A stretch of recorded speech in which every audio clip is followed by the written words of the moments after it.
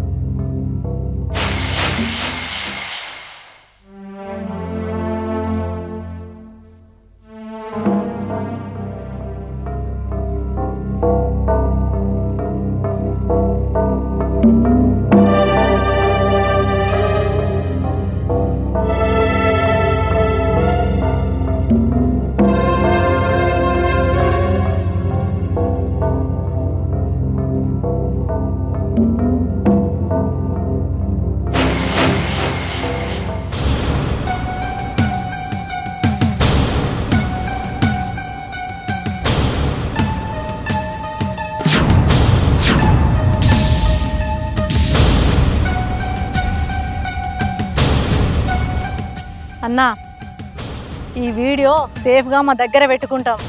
2-3 నెలల తర్వాత అంతా సద్దు మరిగినాక ఆ వీడియో డిలీట్ చేస్తాం.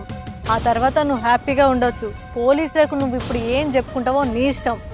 మా ముగ్గురు పేర్లు బయటపడకుండా చూసుకోవాల్సిన బాధ్యత నీది. అర్థమవుతుందా?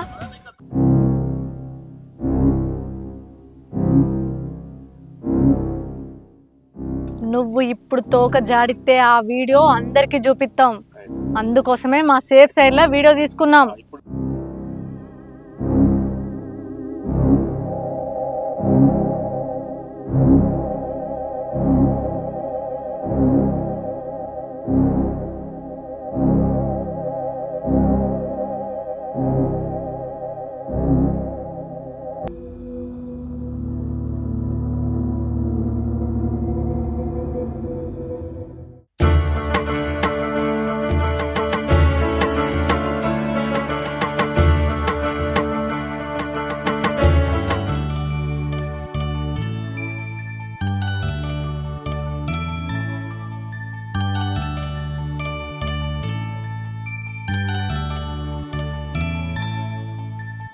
నేను ఇంటర్మీడియట్ పరీక్షలు పాస్ అయిన రోజున ఉప్పొంగిపోయాను.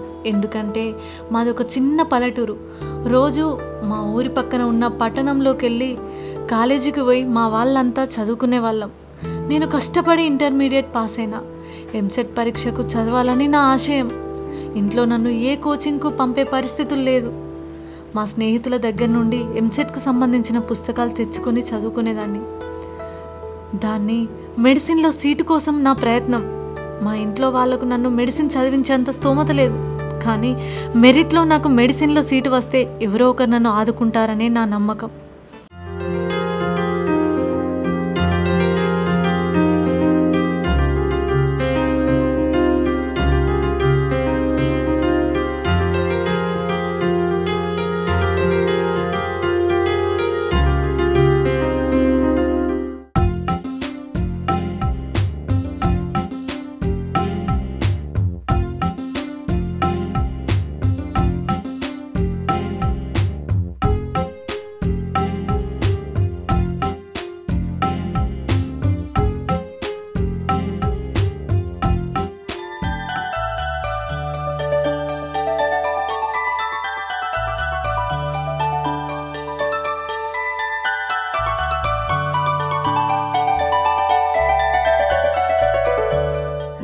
అమ్మా, నేను ఇంటర్మీడియట్ పాస్ అయినాయి, మంచి మార్కులు వచ్చినాయి.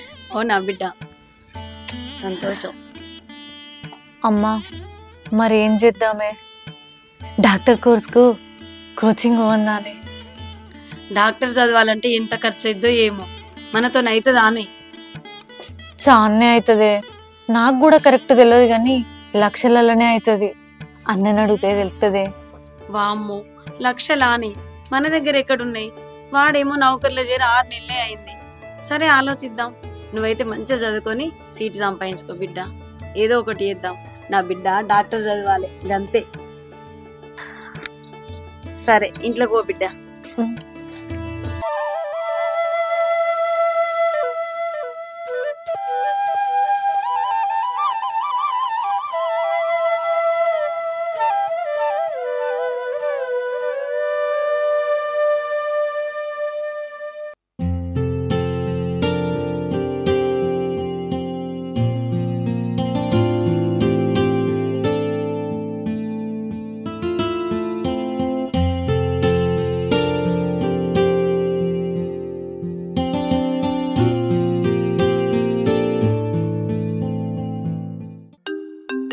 అమ్మా, ఇగో అక్క ఫోన్ చేస్తుంది, మాట్లాడు. అమ్మా, పొద్దులు పడ్డాయే, సాతనైతలేదు. మా అత్త సంగతి నీకు తెలిసిందే కదా, పని మీద పడుతుందని ఏ ఊరుకో పోయింది. ఈ ముండా కొడుకేమో ఊరి మీద పడి తిరుగుతాడు. పొద్దున పోతే రాత్రి దాకా పత్తకే ఉండడు. తాగొచ్చి అదండాలే ఇదండాలే అని కొట్టి చంపుతాండు. జర డెలివరీ అయ్యేదాకా నువ్వు వచ్చి ఉండరాదే? ఏంది బిడ్డ నీకు ఈ గాచారం? నిండు చూలాలను ఇంట్లో పెట్టుకొని మీ అత్త ఊర్లు తిరుగుడేంది? రెండో కాన్పు అత్తగారింట్లో చేసుడు పద్ధతేనాయే. నువ్వు రాయే అమ్మా. నాకెట్లా కుదురుతుంది? ఇది బీడీల సీజన్ ఆయే.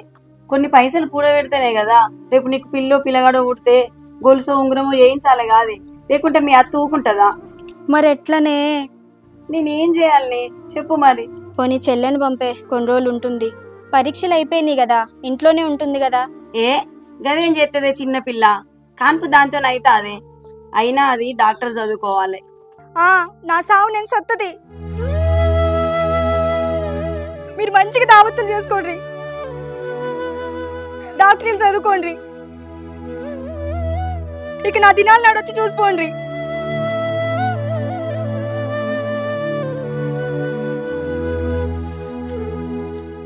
ఇదెక్కర్లోలే, ఇప్పుడు ఏం చేద్దామంటావు? నేనైతే పోను. దాని మొగడు గలీజ్ గాడు మీ మీదకి వస్తాడు. నీ ఇష్టం.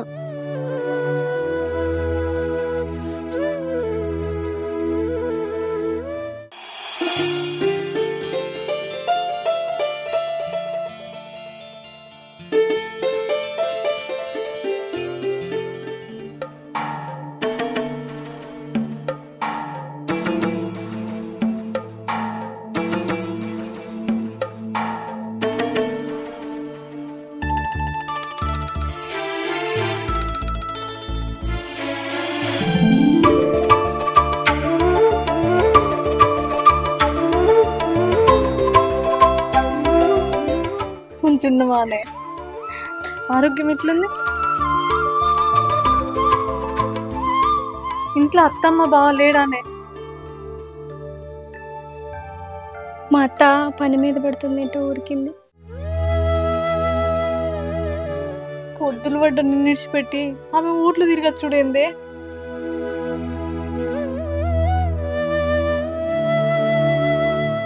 అమ్మ గిట్ల మంచిగా ఉన్నదానే? మంచిగా ఉంది.